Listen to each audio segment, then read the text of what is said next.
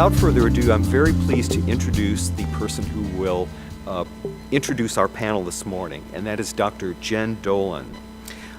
Jen has been working with me very closely since the very early days of the Rudd Adoption Research Program. She is our program manager here and has been just a wonderful person working with me, a wonderful collaborator and colleague in every possible way.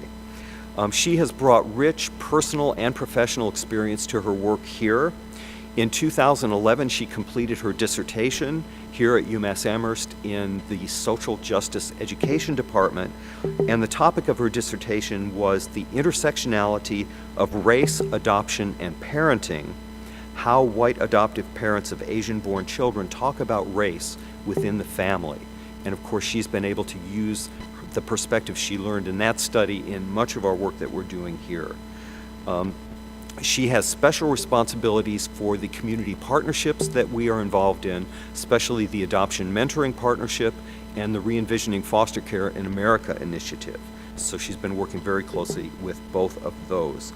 So please join me in welcoming Dr. Jen Dolan.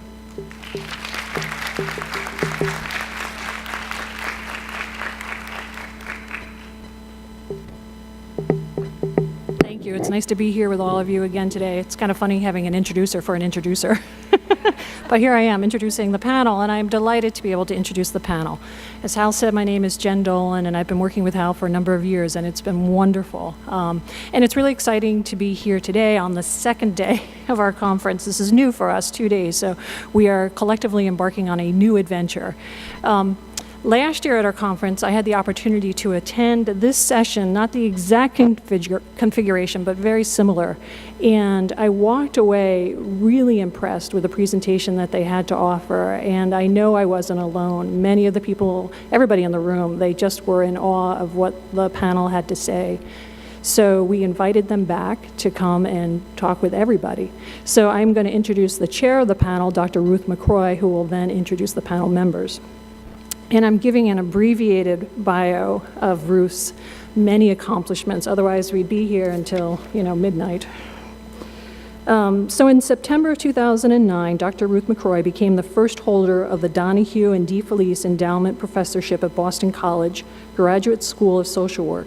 From 2005 to 2009, she served as a visiting research professor and consultant at Boston College. Her work has focused on many things, but I will just say such topics as open adoption, kinship care, transracial adoptions, and post-adoption services. She is a senior research fellow and a member of the Donaldson Adoption Institute Board and a member of the Rudd Adoption Research Program Advisory Board here at UMass Amherst. Thank you, thank you.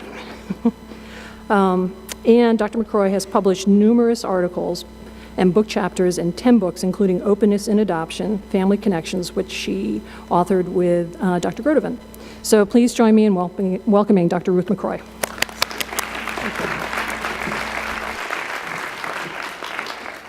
Thank you very much. It's wonderful to be here and have the opportunity to share the panel that we had last year as a small session with the entire group. This is exciting. As Jen mentioned yesterday, as she opened up the plenary, she was indicating yesterday that there's a difference between knowing something academically and having lived it. And I wrote that down when you said that, Jen, and I thought that it was so true, that it really is important to hear from those who have lived the experience. And that's what we have an opportunity to do today. We're going to begin with just a brief overview of some of the issues related to evolving relationships, and then we're going to hear from our experts. The question, what will I do when decisions have to be made, when we're thinking about a young woman becomes pregnant?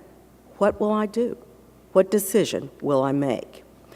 A lot of times the decision about what will happen can be related to one's age at the time of conception, the relationship, say, with a birth father, the birth mother, influences of the family, the church, the community, school, friends, what others say, what others suggest, how others respond, how this fits into future plans, what someone wants to do. And then there are the options: abortion, parent, place for adoption. And a lot of times it's influenced, that decision is influenced by a number of factors, including parents who might pressure the person one way or another, family members, relationship with the birth father, among other things that can influence the decision-making process in an unplanned pregnancy. The couple may be talking, may be trying to figure out, what will we do? A lot of times, there's a sense of emotional turmoil, regret, guilt, fear of others finding out, fear of rejection, fear of loss of relationships, all of those emotions that can occur. But in the past, due to secrecy, and many of you remember this, so often birth mothers were sent away to maternity homes, sent away to live with relatives, spending time away for that 9-month period so that nobody would really know what happened. Going through various adoption agencies, trying to figure out what would be the best plan. Thinking about it, wondering, am I making the right decision? And then sometimes the decision is to place for adoption.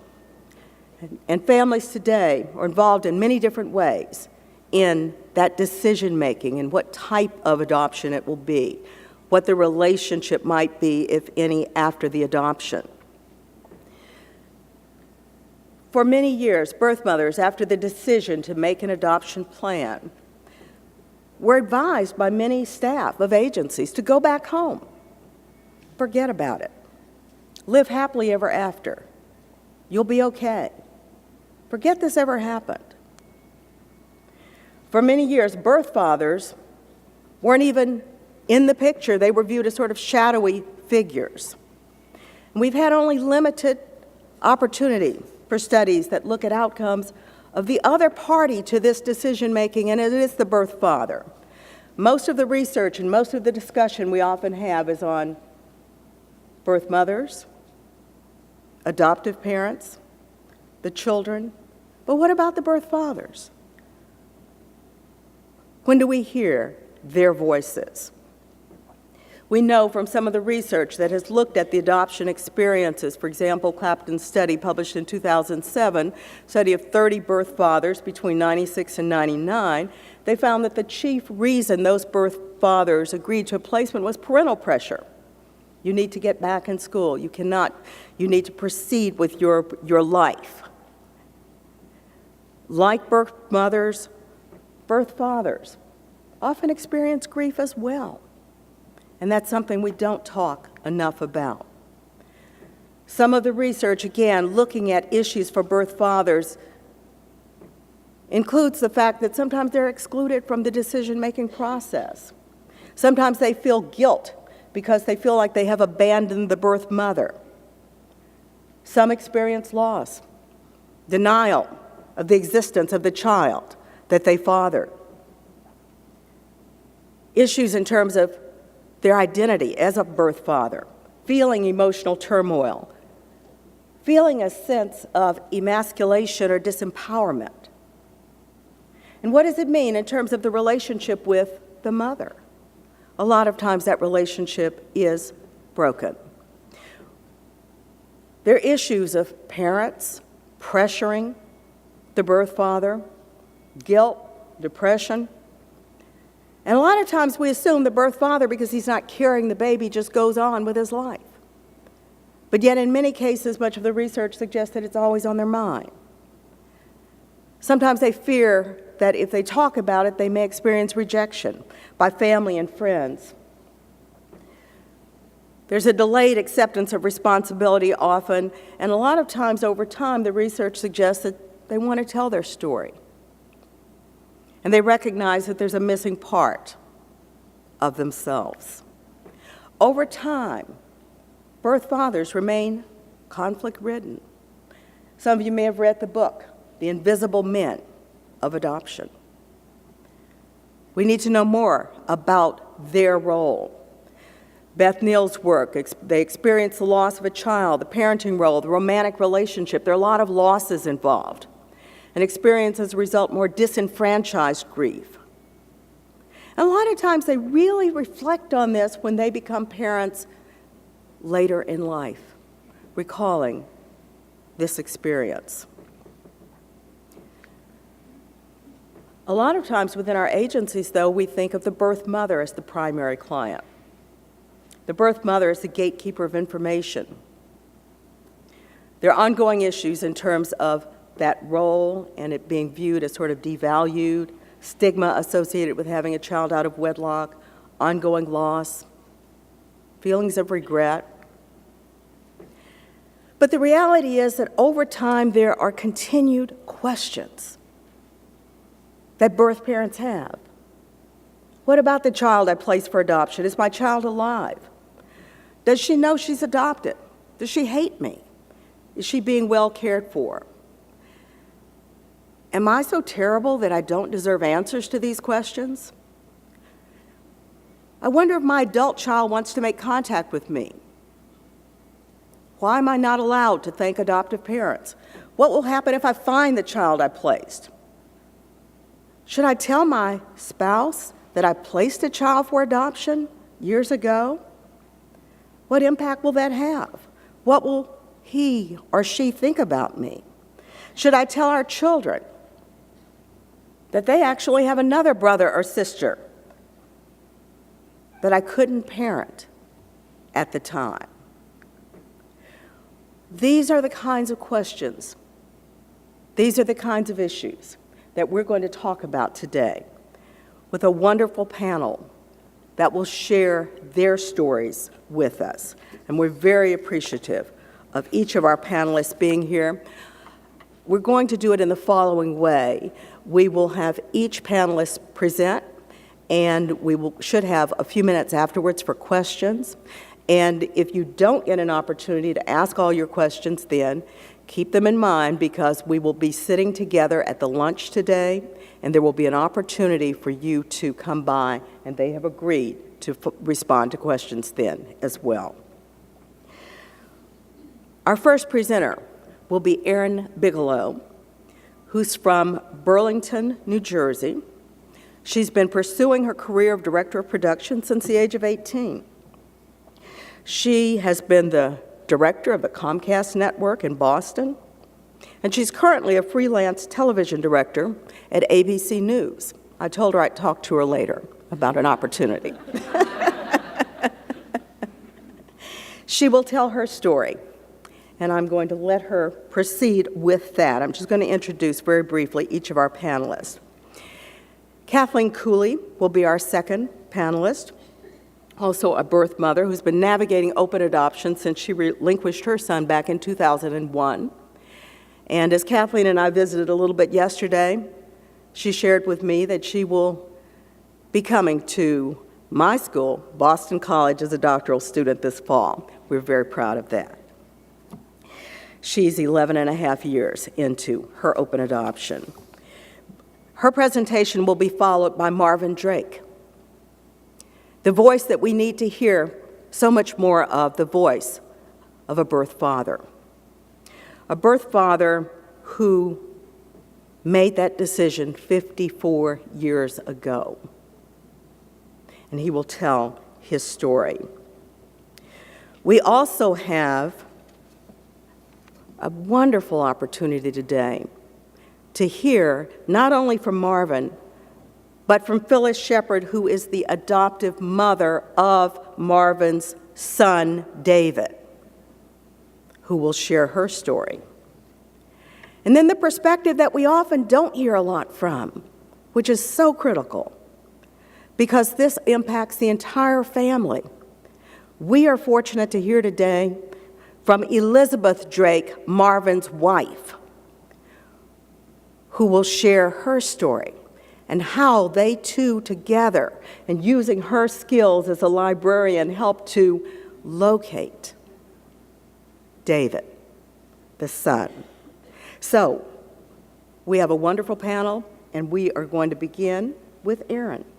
You can, yeah, let's see if that's on. Okay. You don't think so? No. Thanks. Okay. Hi, everybody. Thank you, Ruth, for that fantastic introduction. So, like Ruth said, my son is almost 6, a month shy of 6 years old.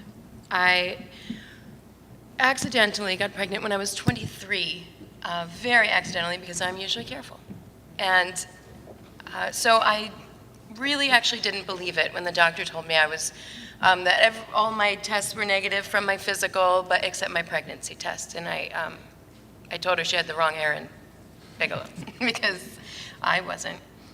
But at the same moment that she told me I was pregnant, my brain, instantly shot out the same word that came out of my mouth, which was adoption.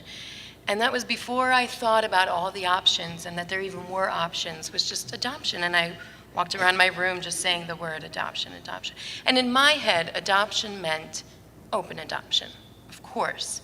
Because now that I found out I have this precious cargo, to me, at that moment, felt like this was somebody else's cargo, and I have the privilege of carrying him. And I was instantly in love with whatever this was inside of me, this tiny little peanut. I was in love, and I wanted the very best for him.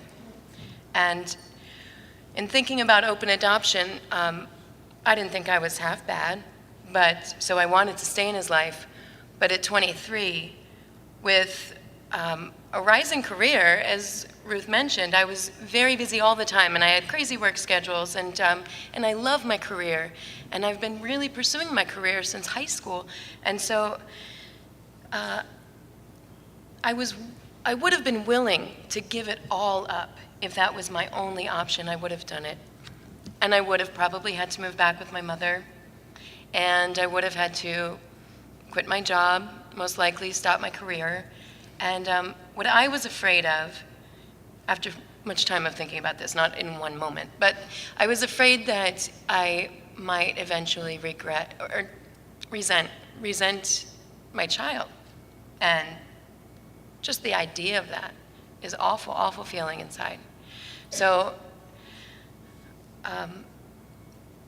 as weeks progressed and I ended up, having to tell my family, thank goodness they were all so supportive, because they knew where I was in my career too, and they knew, where I am emotionally, mentally. I felt mature enough to make this decision, and they all supported me in it. So I'll just mention from a birth mother's perspective how I was treated, because most pregnant women who walk around and get bigger and bigger get so many people touching their bellies. And of course that happened, but also you don't realize how invasive people can be. And the second question after what are you having, a boy or a girl, is, oh, who's the father? Like right away. And I knew who the father was, but we didn't have a relationship. He wasn't my boyfriend. We were friendly, and he had a lot to process with this, so he wasn't readily available for me to talk to. Thank goodness I had a couple other friends, and one serious friend who I was able to lean on, and took me out on my doctor's appointments, and it was great. I had a couple family members who really turned their back on me, and it really changed our relationship forever. And some friends who surprised the heck out of me, and I was so nervous to tell them, but they supported me in everything and really, stood up for me in a lot of cases. Once I found out, I really started getting into the option of adoption. I started, basically I searched on Google. I Googled adoption, basically, and I ended up finding birth mother letters and reading birth mother letters, one after the other, every day. And I would go to work and come home, and it became my ritual. I would just read these birth mother letters and get so in them. I ended up reading about 500 birth mother letters. And I worked with 3 different agencies ultimately. And I wish I could tell you exactly what it was that made my son's family just pop out to me. I don't know. Their birth mother letter online looked like a Target ad, and it was so colorful, and they had just a great story, which everybody has a great story. And as a birth mother, like I said, I wanted the best for my child. I didn't want him to need anything. I didn't want him to be spoiled. I didn't want, him to be neglected at all in any way. And of course that wouldn't have happened, but, I was looking for perfection without perfection. And I called the agency, which was Full Circle Adoptions in Boston, and Marla, the director, answered right away. And I asked if my son's parents, Karen and Matt, were available, or when I could possibly talk to them. And she said, just any day, tomorrow, this week. It was the perfect answer because I really was so ready by that time, after 500 letters. So I met them, and I met them with my good friend who was with me the whole time. And I asked them a million questions that were so important to me, and they answered them amazingly, like perfectly. And so I walked out of there thinking, well, this is Kismet. It's meant to be. I knew that I was looking for my family, my extended family, because I know, you don't get to pick your family, you only get to pick your friends, and that's sometimes unfortunate. But this time I got to pick my family, and that's, I think, also why it was it was so difficult, because I knew that I was going to live with them in my life for the rest of my life. And I'm so grateful to them. They are amazing, amazing family. We, in the hospital, I don't have too much time, I'm sorry, I know, but in the hospital, I called them. Their family and my family got to know each other a little bit before the hospital experience. I gave birth to my son, Jackson Tyler, who we call Jack, 18 days early, 24 hours of labor, and they were there. His adoptive family was there. I ended up having a C-section, and what I wanted the whole time, the whole birth plan, was for, after I gave birth, for them to hold him first and bring him to me. And for me, that was very symbolic. It wasn't me having my son and handing it over, because, as I said, I was carrying their precious cargo. That was their son the whole time that I had the privilege of being very careful with and taking care of my body and doing prenatal yoga, and all this was because I wanted their son to be the healthiest baby. Of course, he's my son too, and we definitely shared that experience for the 4 days I was in the hospital. I went home afterwards, went home to Burlington, New Jersey, to my mom's house, and cried for a week. A lot of it was hormonal, but a lot of it, which I didn't realize, was because in this pamphlet I had from the hospital, it said, choosing adoption for a birth mother is like losing a child. You come home empty-handed, and that's a lot of grieving. And so I was able to connect it. At that point, it was like a light bulb. Like that, it all makes sense to me. And of course, he's still in my life. We have visits twice a year, on his birthday and at Christmas. And they're fantastic, and it's so relaxed. And I'm never worried about it. I never leave with regret. I always just enjoy seeing them. He's always known who I am. I am Erin. I am Erin to the family. I'm Erin to him. And I know that we have a very special connection that is indescribable. But his mother and I are basically like cousins. Like we talk as if we're family. Nothing is awkward. And I've brought my mother, I've brought my sister and my dad to different visits. This visit in about a month for Mother's Day, my mom and I are going to spend the day with them. And sometimes they bring him to New York to see me. So my story is one of huge success, I have to say, full of love and absolutely no regret. I've had so many experiences along the way, and all I can say is if this didn't happen, the only thing that would really be different for me in my life is it would be not as enriched. This experience has enriched my life and made it so much fuller. And here 6 years later, I constantly can't wait to see them, just like I can't wait to see other great members of my family. So thank you. Thank you for your time, and I'm glad you're here to hear our experiences.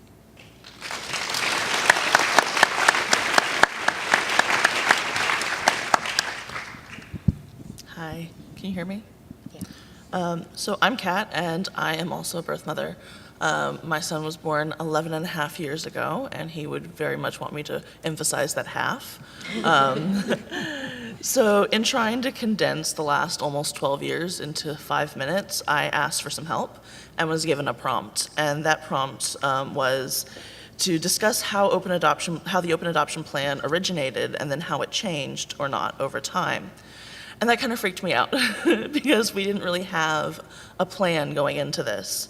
And then it made me laugh, but it did give me direction because around the same time I was talking to my son's mom, Michelle, and we somehow ended up talking about how open adoption communication agreements are negotiated at the agency I work for.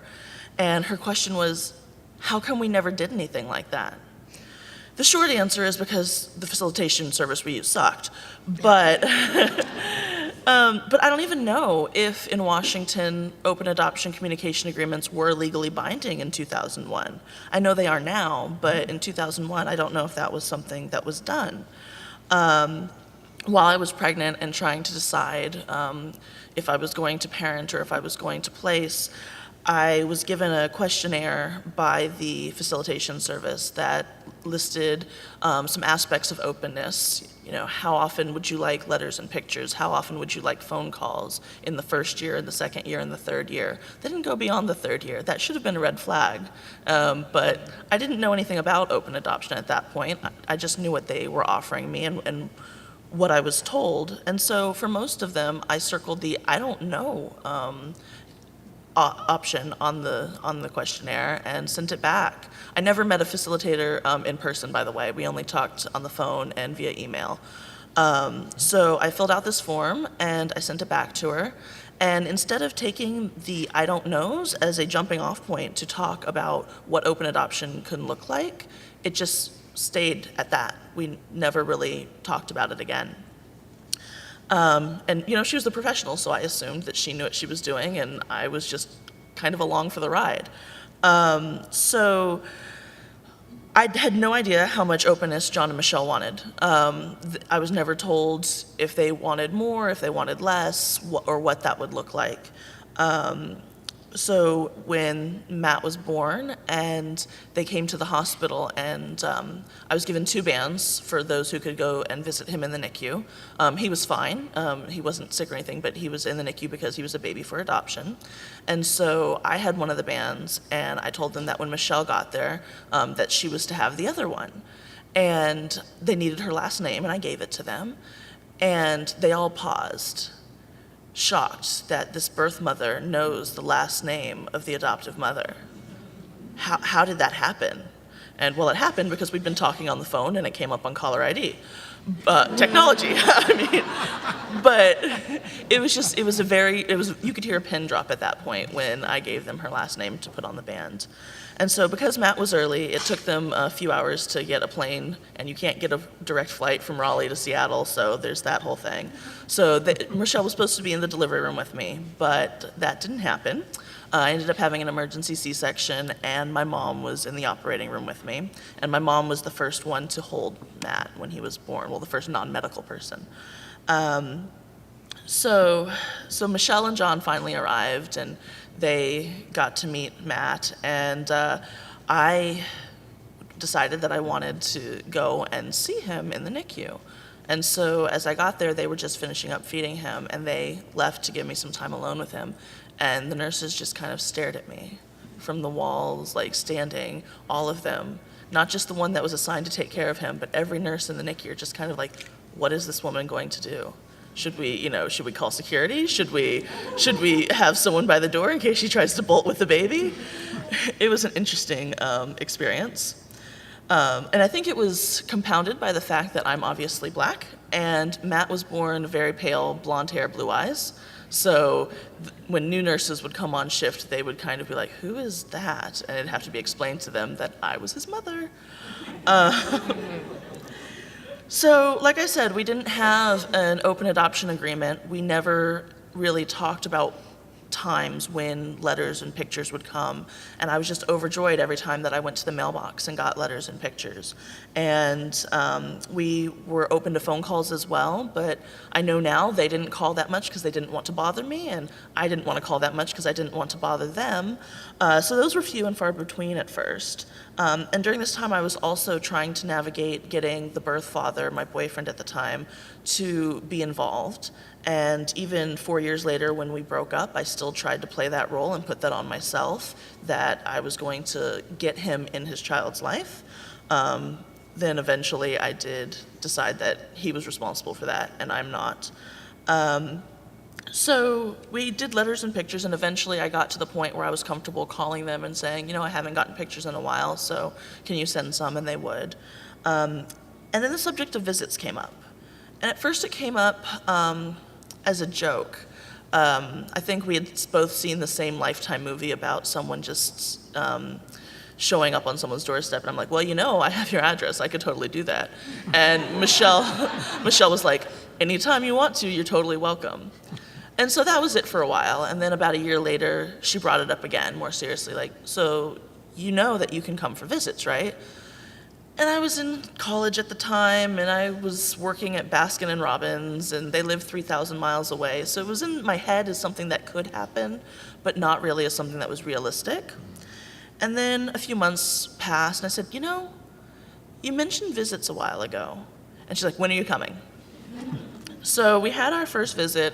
Matt was 4, about to turn 5, and I was there for his 5th birthday. And it was great. It was emotional at times. He had some meltdowns. He was, a 5-year-old, 4-year-old, 5-year-old whose schedule had been interrupted. So, it wasn't all sunshine and roses. But it was really good. And then came time for them to drop me off at the airport. And I just started crying. And I tried not to cry because I don't cry in front of people. It just isn't done in my family. So I tried really hard not to cry, and Michelle comes and she hugs me goodbye, and she sees that I'm trying not to cry, and she goes, it's okay. You'll be back. You'll see him again. And that's when I lost it. I just started sobbing uncontrollably, because at that moment, I didn't know if I would ever see him again. I didn't know if this was a one-time thing. I didn't know if we would be doing this again, and I just didn't know. So that's when Michelle and I realized that we really need to talk about these things and not just make assumptions that the other party is, reading our mind and knows exactly what we're planning.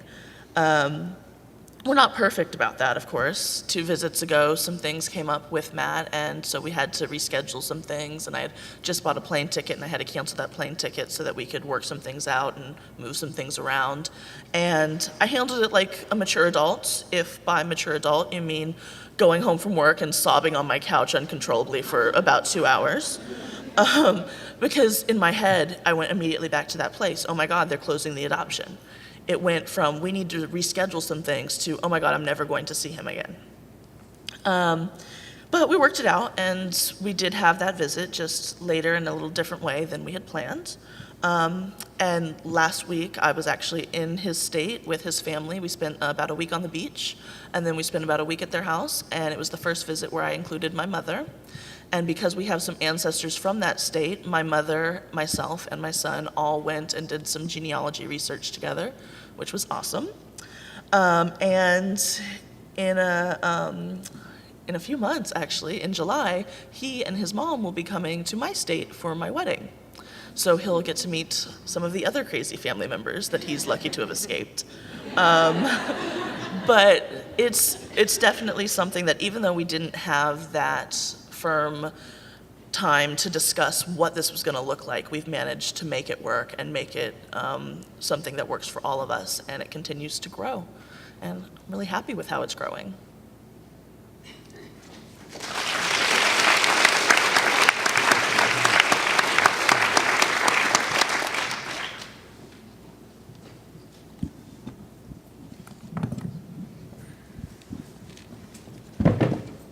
I'm glad to hear that the modern world has changed for the better.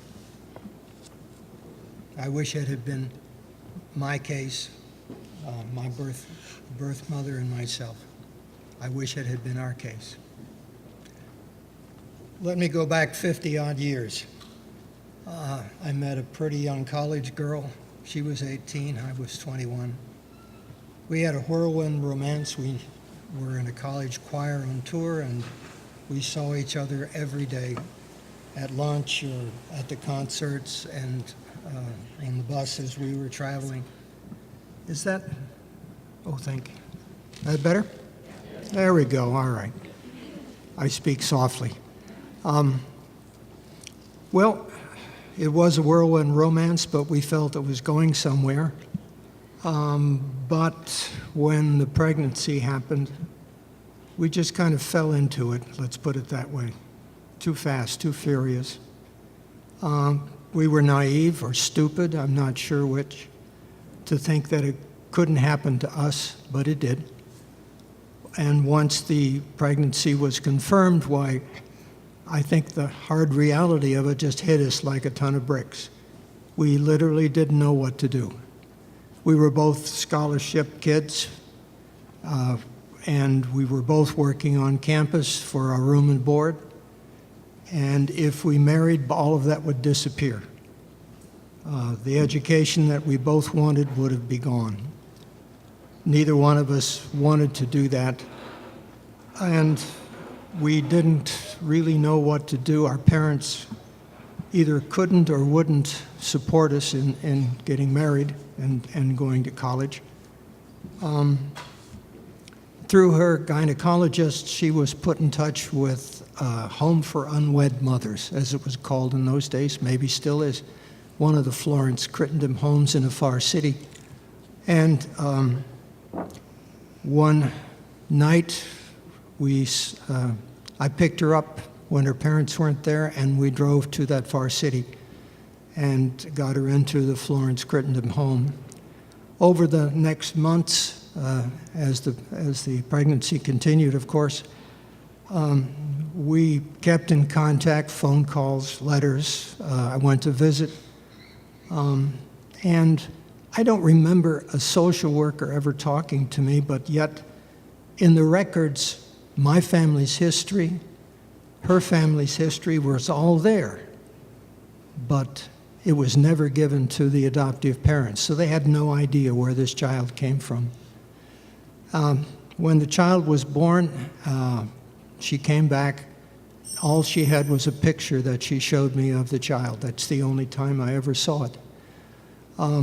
That was in the spring when she came back, and we talked about what to do. We had still no idea. We had kept the secret. We knew we could not talk to anybody about it. There were no counselors. There was no counseling available. So I had a job in another city in the summertime, and so we agreed that we would meet in the fall when I came back. There was no way in those days, no cell phones, none of that, no way to keep in touch without her parents or my parents finding out about it. So when I came back in the fall, I looked for her at college, where I expected her to be, and she was gone.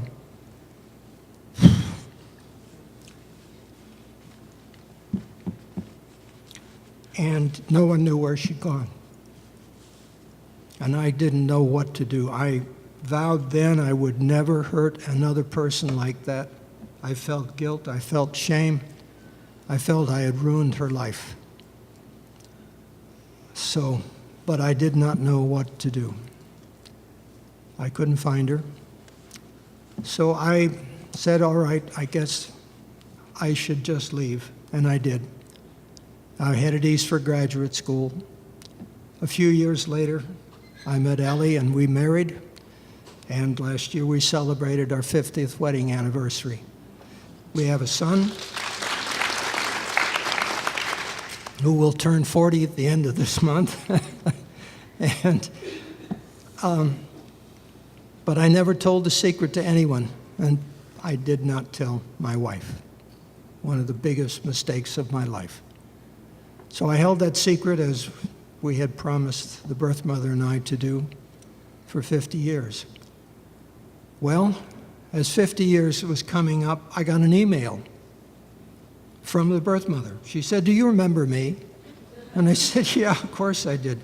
Because I somehow felt that I would hear something. Either I would have a knock on the door and the child, a 50-year-old man, would show up, or I would get some notice from her, and indeed I did. And she said, I would like to sort of wind things up. She has blood cancer and has not too many years left, I don't think. And then as we talked and just relived our history, I found out that she had moved east also. And for 30 years, we lived within 20 minutes of each other and never knew it. I probably even played in the pit orchestra for a musical that her husband appeared in, looking back over the years. So we probably passed each other on the street, I don't know, without even knowing it. We both thought that we were back in the Midwest, stuck there. So she said, I'd like to search. And so I said, yeah, I will help. But to tell you the truth, I really didn't feel that I had the right to intrude in his life or in her life either.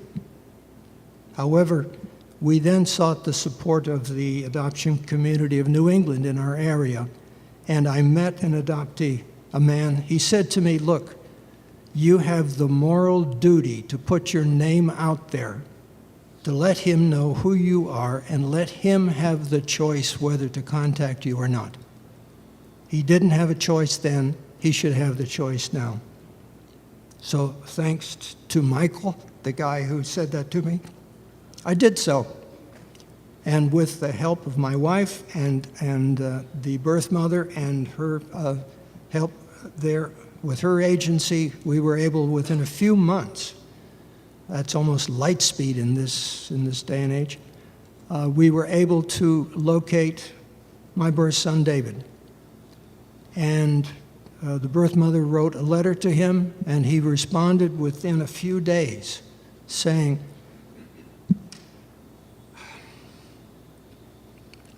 you do not have to feel guilty. You do not have to feel ashamed. I have had a good life. I wake up every day thanking God that I'm awake. So with that, a huge burden fell off my shoulders, and I think off the birth mother's shoulders as well. We continued contact.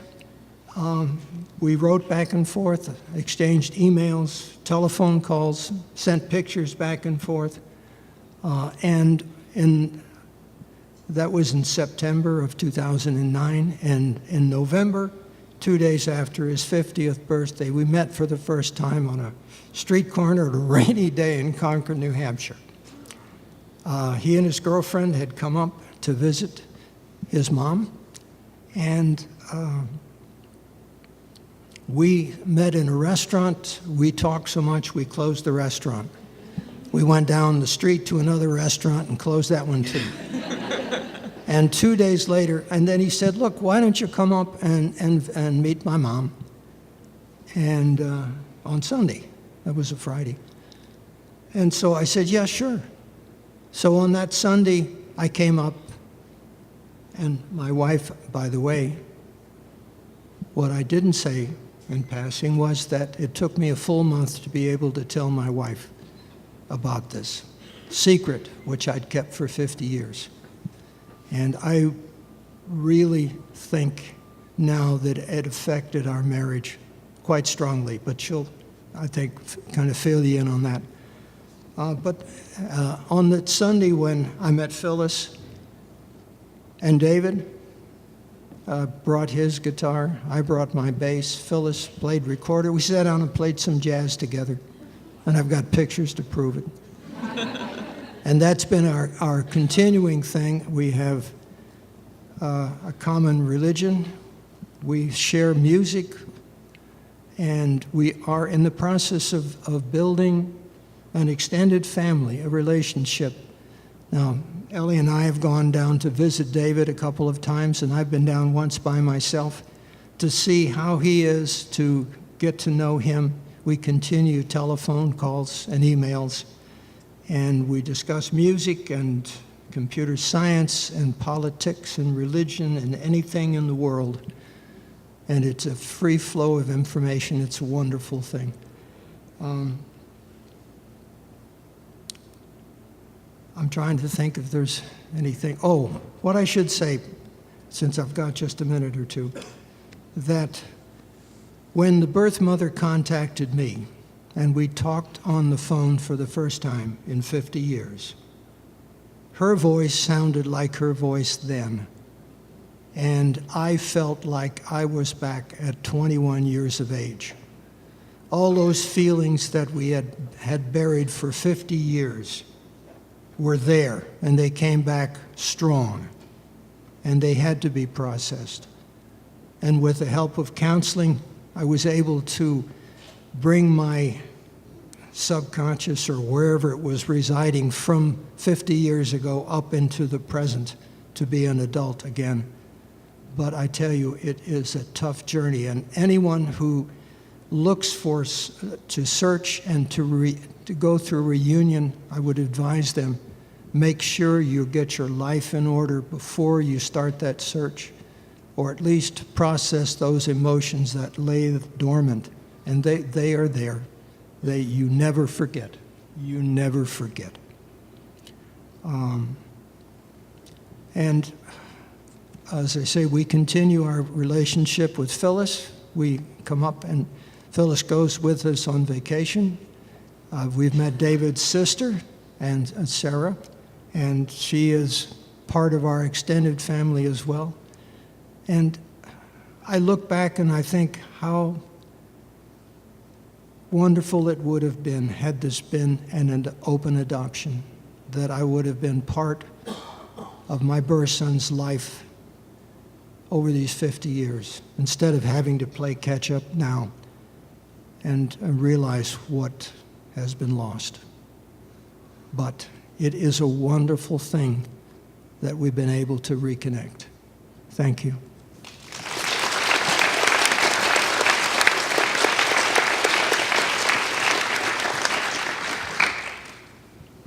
That's a tough act to follow. My husband and I adopted two children 53 and 54 years ago. Perfect babies. We went through an adoption agency then, all very secretive. There was my part, no concern about the birth mother. And when they handed these two beautiful people to me, that was all I needed. I wasn't interested or concerned with, was it adoption? It was a very real, carefully thought out program, too much, to find out what kind of people we were to adopt the children, how tall they were, what their background was. We knew nothing of that. They just took care of all the searching to find the right parents for that agency had a baby for us. So that was 53 years ago. We had, my husband and I, with the two children, had an absolutely wonderful, natural family growing up, not without problems. What child doesn't have problems? What marriage doesn't have problems? But I think because it was so, I always want to say perfect, it was. I am blessed with a perfect system set up. But 53 years later, Marvin found David, and we now have years ahead of us of getting to know each other and all the problems and what we did right and what we did wrong. And to me, that has given me a whole new sense of existence. Now, I'm an old lady. I don't have many more chances, you know. But Ellie and I, and Marvin and I, are a really, true, extended family. The children, the siblings of both all around are getting to know each other. Not so my daughter, she did not bond with her adopted family. But she always told me, Mom, I don't need to. I feel completely satisfied with the life that you gave me. This is my daughter talking. But she now is becoming included in this union of 4 families. So all I can say is I'm looking forward to a whole nother generation. I don't have enough grandchildren. They didn't make grandchildren for me. So what I like to do, I go and adopt a whole family. So I get other people's children. And I was a music teacher all my life. So I loved being around little children and teaching little children how to love what they hear, how to talk to each other, how to listen to each other. That was my aim in teaching children music.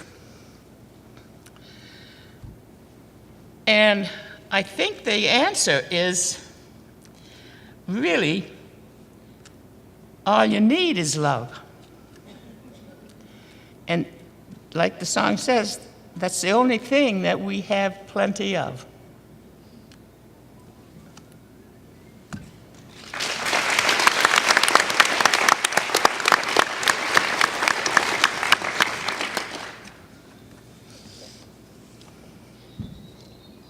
Well, being last. Oh, by the way, I'm listed as Elizabeth, and that's my professional name. My nickname in the family is Ellie. That's, if you heard that here, that's where that came about. Is this microphone on? Can you hear me? Good. There's a whirlwind in my mind. Adoption was a word that I was very familiar with in the dictionary and the definitions that was given.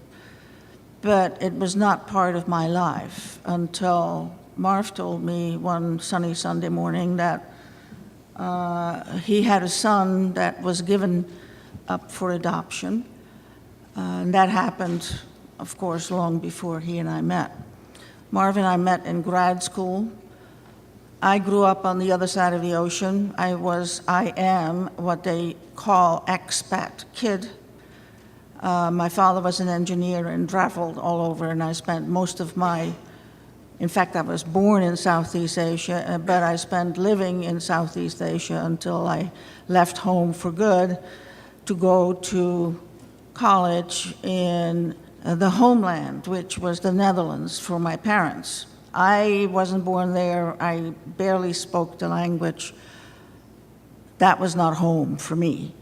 But that's where I went after high school with the intention of going to the university. To make a long story short, I decided not to. I got myself all organized to go to Australia, where I was going to hook up with some of my co-graduates from high school. Never made it. I went to a university on the East Coast. I was going to Australia by way of the US. I went to college on a scholarship, decided to finish and to go on to graduate school, and that's where I met Marvin. Marvin was born and raised and educated in the Midwest. And the reason I bring this up is because culturally we were so different, what we were accustomed to and what we were raised with. That plays a big role in the whole issue of adoption, the secrecy, especially now that reunion is becoming more and more forceful. So when Marv told me that he had a son, and with the son, of course, there was a birth mother who stayed in the background. I would like to have met her, but to date that has not happened. She is on a different path, and she is, you know, we all had to process these things on our own. But from my perspective, looking back 3 years, I think this reunion with David, who I never for 1 minute blamed for anything. I mean, he's a wonderful guy. He's a spitting image of his father. And he's a spitting image of my son, or our son. They're tall, handsome, funny. I like him.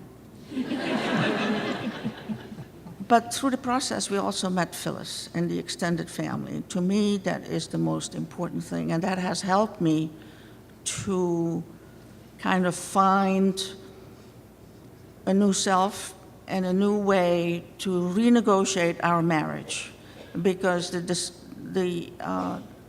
secret that had existed for so long and the burden that my husband had to live with was affecting our marriage. Unfortunately, I didn't push for answers and wanted to know what was going on because I thought it had to do with his work. He has been all his working careers involved in highly classified stuff, so spouses don't ask questions because he can't tell you. And I assumed that was it. Then about a month before, he told me he got very different. It scared me. I thought something was going on. Then he told me, I thought, oh, what a relief. Is that all? Really. And I was delighted for him that he could finally put this down. And you know, what emerged was the guy I fell in love with. He was a lot of fun. Nice. So that's where we're at. We're on our second life. We are renegotiating our marriage, and it's great. Then, of course, this one is another story. She and I, we went through the motions and met, of course. That was wonderful. But I hadn't counted on the fact that we could really hit it off. And we have many, many interests. I am kind of leaning towards artsy things and fun things and theater, while she and Marvin and David are all heavy-duty musicians, which is fine too. I'm the professional listener in the gang. No, I am very happy the way it's gone. It's not been easy. There is a process where I had to go through the same things, you know, the fear, loss. You really lose something if you cannot live life honestly. I just absolutely am against any kind of secrecy, even secrets, or tending to keep things secrets that are painful or shameful. It's better to deal with it head on at the moment, and rather than stuffing it, because it doesn't do a lot of damage. Both my husband and I were determined, almost unspoken, that this was not going to defeat our marriage. We would definitely work this out. We have worked it out. We are working it out together. But I also sought professional help, and I found a wonderful therapist who didn't know one iota about adoption and reunion. He's learning everything that he knows now from me. And I make a joke out of it. It may sound like a joke, but it isn't. So he really is on full force trying to find out more about that. So I have done some good too. Thank you.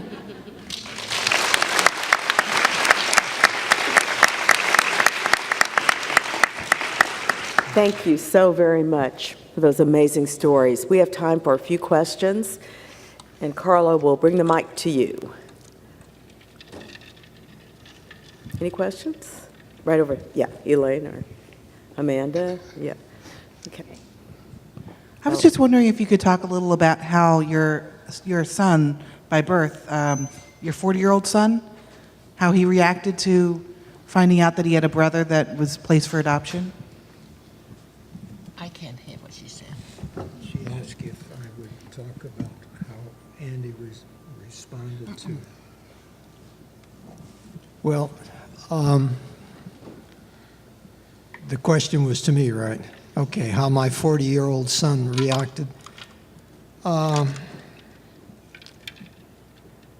We went out to lunch after I told him, and he looked at me and he said, "Dad, is he the son you wanted?" And I said, "No. We planned, Ellie and I planned for you. You were wanted."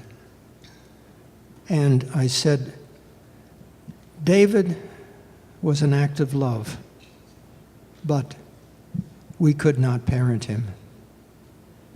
And it kind of blew our son Andy off his feet. He had a totally different picture of me before this, and now a different picture after it. So we're still sort of renegotiating our affections, our relationship. I don't think he knows what to make of me. He can't quite believe that this has happened. But there it is. And I think it really made him sit up and think about his own life. And that's also very tough, because now he realizes there's somebody else, and he's very concerned how I bond with David, because David and I share music and Andy and I don't. David and I share science, and that's not Andy's interest. He is into other things, martial arts, skydiving, and he's a cook, he's a chef. That's what his love is. And I can relate to all that, but he's worried about how I relate to David. Is that going to take me away from him? Hope that answers that. Yes, thank you. Thank you. Ellen? This is a question for Erin.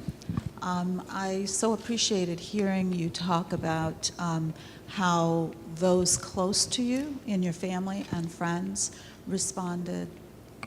And you talked about how strangers or people on the street might respond and ask, "Who's the father?"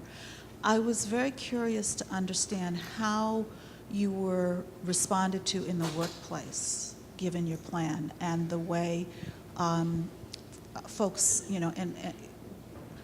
enabled or worked with that unfolding. Thanks. At that time, I worked at Comcast in Boston, and thank goodness, almost all of those people I'm still in touch with, and we're very close friends, and we're all around the same age. They all really were just supportive, and because I was very open and honest about it, because they were going to be living through this whole process with me, it wasn't discussed, I wasn't ashamed about it, so they didn't feel awkward either. One of my friends at work, more than an acquaintance, we've gone out for drinks and stuff. She literally came into the control room where I work and said, she asked me about it, and I told her I was choosing adoption. And a good friend of mine standing next to me, because her jaw dropped, said, "Isn't that the best gift she could give that family?" And her response was, "The best gift you can give is to keep your son." Very judgmental. But she didn't understand. She didn't get it at all. So that was the only real adversity at work. A lot of the other adversity came from outside friends of friends who clearly thought that they should have been heard. Thanks. Other questions? We can take about one more. Yeah. I have a question actually for Marvin, and I'd like to just thank all of you for sharing your personal stories. They're really just so moving. I work in the field of adoption and also do searches for adoptees, and have had a lot of requests, interestingly, from a lot of people in their 50s who are looking for their birth parents. And because of the shame and secrecy that shrouded adoption so many years ago, a lot of times when we try to connect, especially that generation, I've gotten a lot of birth parents who really don't want to reconnect with their children, and they continue to keep that secret. And I just wonder, in terms of, what would be helpful, do you have any suggestions in terms of what might be helpful in terms of trying to approach, people from that generation in terms of contacting them about having contact with their birth children?